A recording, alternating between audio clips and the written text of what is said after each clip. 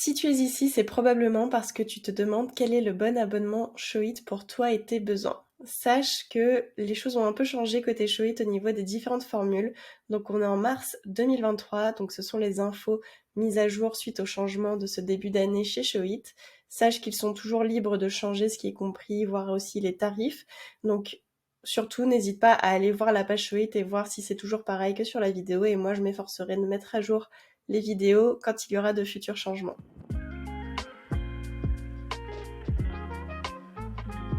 Hello, moi c'est Samantha, je suis web designer et fondatrice d'Aspen Creative Studio. Je crée des sites internet pour les entrepreneurs. J'ai des formules pour que la création se fasse 100% en autonomie grâce à des templates et un accompagnement. Et j'ai aussi des formules pour les personnes qui souhaitent déléguer via des VIP Week ou des VIP Days où je peux m'occuper de créer ou refondre ou faire évoluer leur site pour eux. Les tarifs Showit sont sur leur site internet, donc tu peux aller sur showit.co puis cliquer sur Pricing et tu arriveras sur les différents abonnements. Tu peux ensuite choisir de payer mensuellement ou annuellement. Si tu choisis la version annuelle, ça te reviendra moins cher vu que tu t'engages sur une année complète, donc c'est ce que je te recommande. Et sache que tu peux avoir un mois offert en plus des 14 jours d'essai de Showit grâce au lien qui se trouve dans la description. Avant de rentrer plus en détail sur ces différents abonnements, je voulais faire un petit point sur ce qui est commun aux trois. Donc pour moi, c'est hyper important de le mettre en avant, c'est le support client. Donc le support client est le même, peu importe le prix qu'on paye, qu'on soit sur le plus petit forfait ou le plus gros, on aura la possibilité de chatter en direct avec des personnes de l'équipe support de Showit.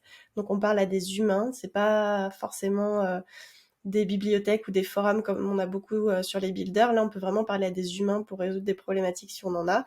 Donc ça, c'est valable pour tous les forfaits et c'est vraiment appréciable parce que certains constructeurs de sites font payer plus cher pour avoir plus de support et certains ne proposent même pas de support où on peut parler à des humains. Donc c'est vraiment chouette. Et après, du côté de Showit, à l'intérieur de Showit même, tu auras accès aux mêmes fonctionnalités, peu importe le forfait que tu vas choisir. Donc tu as accès au builder, que tu sois sur le moins cher ou le plus cher, tu pourras intégrer ton calendrier, ton podcast, tu pourras aussi mettre des boutons de paiement si tu le souhaites, ton feed Instagram, les typographies de ton choix, personnalisées à volonté. Tout ça, c'est valable, peu importe le forfait que tu vas choisir. La différence, en fait, entre les différents forfaits, ça va être le serveur sur lequel est hébergé le site internet et le fait d'avoir un blog. Pour entrer du coup plus en détail sur chaque forfait, on a donc le forfait de gauche qui est juste le forfait Showit. Donc c'est le moins cher, il ne comprend pas de blog. Donc si jamais tu n'as pas besoin de blog, tu choisis ce forfait.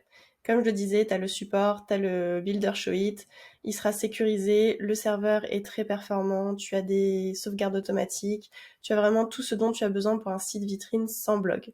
Donc vraiment, si pour te lancer par exemple, tu n'as pas pour l'instant le temps de te mettre sur des articles de blog, tu peux tout à fait partir là-dessus et après tu peux upgrader plus tard.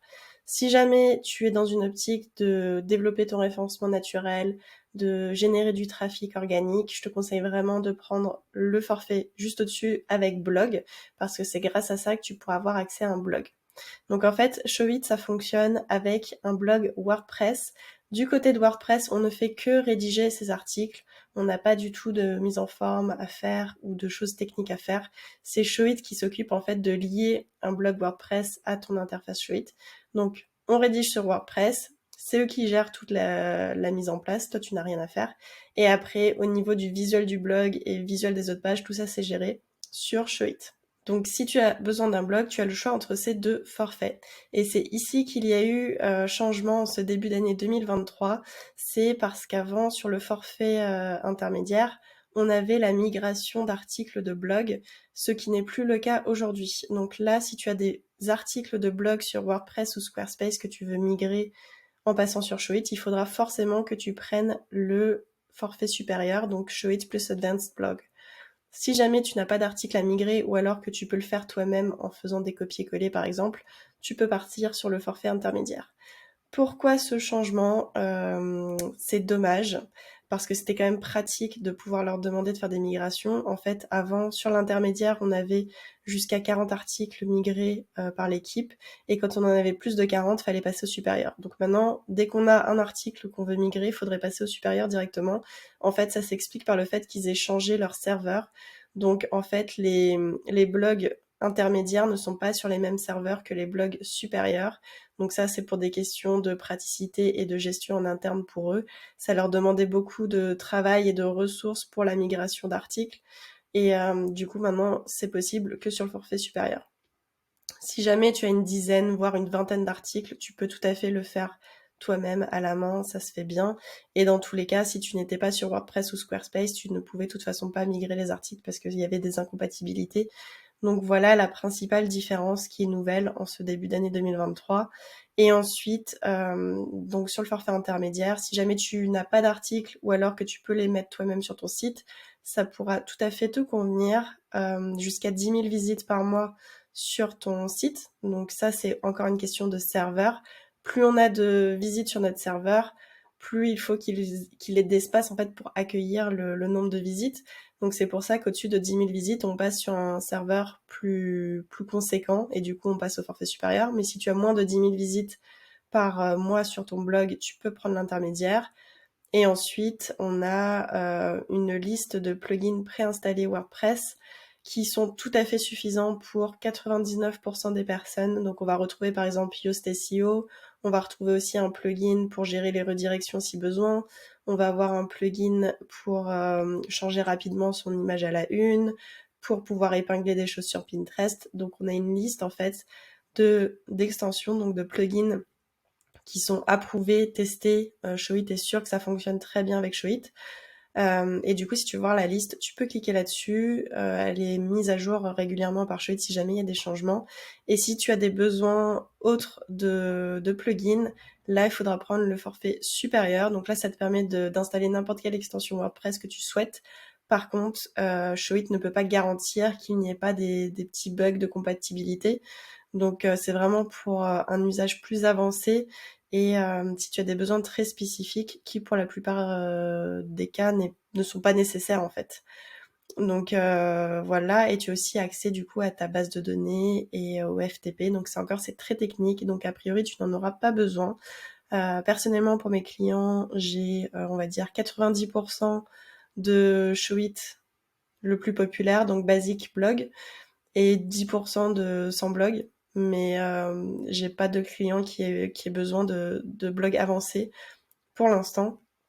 Et moi non plus, j'en ai pas besoin pour mon usage à moi. Donc vraiment, tu peux partir si tu as besoin d'un blog sur l'intermédiaire. Ça devrait largement te suffire.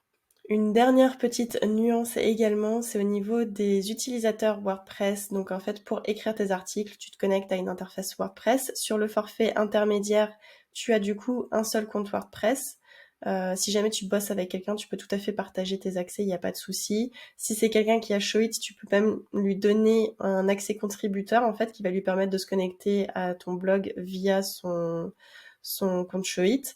Et par contre, si tu veux avoir plusieurs comptes administrateurs WordPress pour gérer la partie WordPress de ton site, là, il faut partir sur le forfait supérieur. Mais franchement, je partirai pas sur un forfait supérieur juste pour une question de nombre d'utilisateurs. Ça marche très bien avec un seul, ça peut très bien suffire. Voilà pour les différences entre les abonnements Showit. N'oublie pas que si tu veux t'inscrire, tu peux bénéficier d'un mois gratuit. Donc en fait, ça va retarder le prélèvement sur ton compte d'un mois si jamais tu utilises le lien dans la description. Ça s'ajoute en plus des 14 jours d'essai gratuit que propose Showit. Donc n'hésite pas à utiliser le lien ou le code ASPEN au moment de créer ton compte et de rentrer ta carte bleue pour différer en fait le prélèvement. Et si jamais tu as la moindre question autour de Showit, n'hésite pas à me contacter. Tu peux laisser un commentaire sur la vidéo. Tu peux également me suivre sur Instagram, c'est là que je suis la plus présente. Et je serai ravie d'avoir ton retour et de savoir que tu te lances dans l'aventure Showit. Je te dis à très bientôt. N'oublie pas de t'abonner pour voir les prochaines vidéos.